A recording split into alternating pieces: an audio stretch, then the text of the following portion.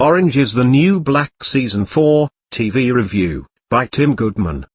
The fourth season of the Netflix favorite impressively maintains the series' creativity and forward momentum despite its sprawling cast of characters. By the fourth season of most top-tier series, there's not much left to say that fans don't already know, unless you're about to tell them it's not very good anymore. Usually the biggest risks take place in third seasons, when creators feel the need to shake it up. Fourth seasons, on the other hand, and on the brighter side, are often some of the best ever for those great shows that end up going 5 or 6 total seasons. More than 6 for a brilliant series is a complete rarity. See Mad Men.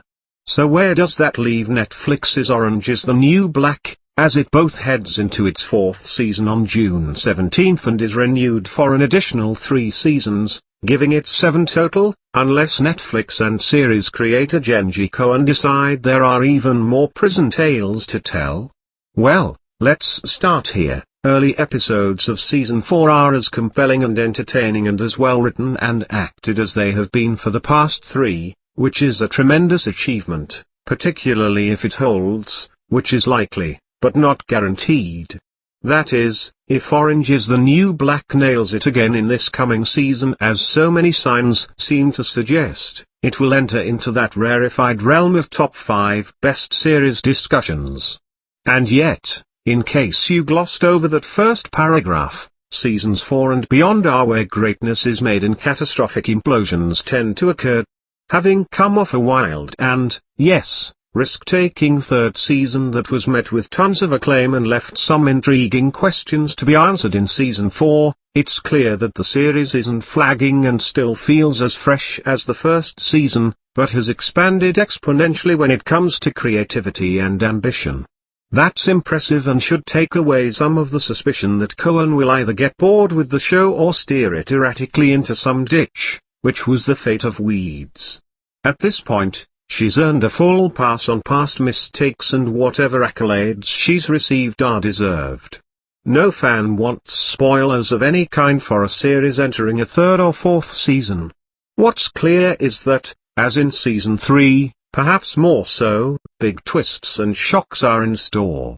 Otherwise Netflix wouldn't have asked critics to sign off on a promise not to reveal a lengthy list of spoilers spanning 12 of the 13 coming episodes. What doesn't qualify as a spoiler, and most fans will know it from previews, is that overpopulation in the now-for-profit, and therefore increasingly poorly run, prison will be a major theme this year, and one ethnic group inside the walls of Litchfield Penitentiary will get a big boost from the influx, changing the dynamic inside. Beyond that, expect more of the same and, given the warnings, more surprises. Possibly not all of them the kind fans want, but ones that serve a creatively agile drama. And once again that circles back to what's a fairly remarkable achievement for Orange is the New Black. Remember that it wasn't supposed to be Netflix's poster series, that was House of Cards. But Orange has been both a fan favorite according to the streamer, though it doesn't release ratings, and critically acclaimed. It has evolved into a show in which the initial main character, Piper, Taylor Schilling, has been deftly supplanted by an impressive, immense cast whose stories have set the hook in viewers and are the reason the series remains vibrant and entertaining without any clear sign of creative fatigue. There are so many characters on Orange that viewers often find themselves having to look up who's who, especially when previously semi-ignored characters get their moment in the sun. And yes, that happens again multiple times in Season 4. In many ways, Orange has mirrored HBO's Game of Thrones in being able to continually expand and service the cast, but has arguably done a better job of staying nimble in the process. It doesn't have quite the epic source material, of course, but its array of characters that either matter essentially or contribute greatly to the show's enjoyment are legion. An hour of Orange still, after 4 seasons, goes by pretty quickly, and the series continues to be a drama that's easy, and built, to binge. Servicing these multiple characters is a superb accomplishment for the writers, but it's not effective unless their stories, when finally told, are worth the wait. What can get overlooked, however, is how well the writers keep the plates spinning on core characters while simultaneously branching out. Again, this is Thrones territory, and that's high praise indeed, given that show's recent Emmy haul. All of that is to say that there are very few series of elite stature where the possibility of peril seems so imminent, and yet the creators and writers seem to dodge that fate regularly and press forward with stories as imaginative and moving as ever. So much could go wrong on Oitnb that it's mind-boggling there hasn't been some kind of blown gasket, complete with fan kickback on Twitter.